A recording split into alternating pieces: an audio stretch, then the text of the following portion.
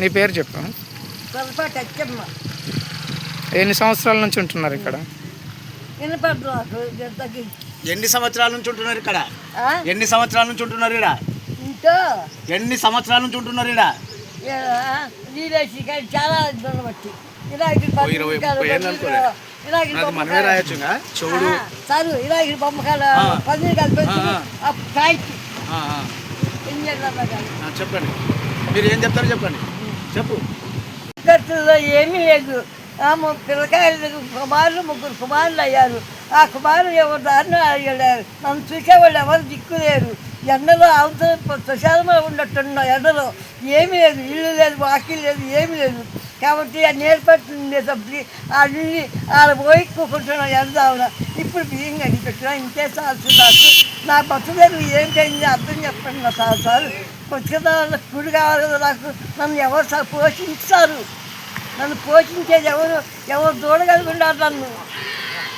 అంతేనా? ఎవరు చూడగలుగున్నారు నన్ను? కాబట్టి ప్రార్థన చేసుకొని గవర్నమెంట్ ద్వారాగా ఏం చేస్తారో చెప్పండి.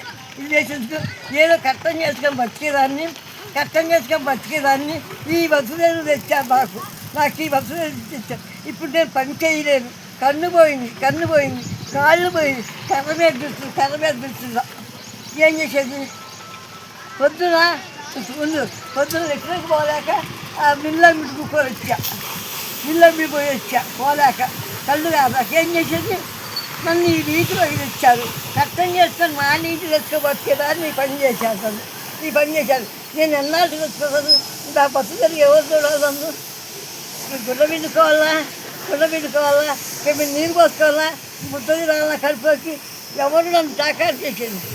ఏ కొడుకు చూస్తాడు నన్ను? ఎవరు అచ్చినాళ్ళు పోతారు. నేను వేస్తే చెయ్యేది ఏ రకంగా చేసేది చెప్పి ఏం చేసేది? పెట్టాను బతికేదాన్ని బతుకు ఇక్కడ ఎందుకు చేశారు? పెట్టాను ఏం పని చేశారు? ఈ పని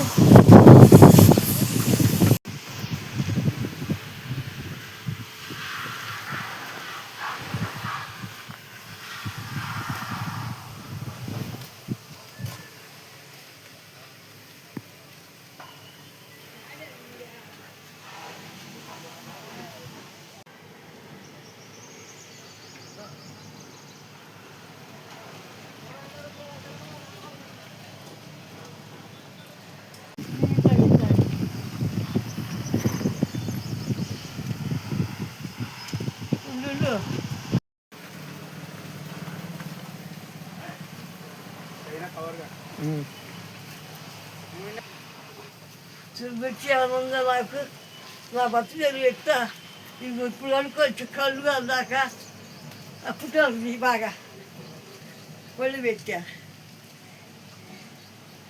కళ్ళు అందాక ఇక చెయ్యాలయ్యా.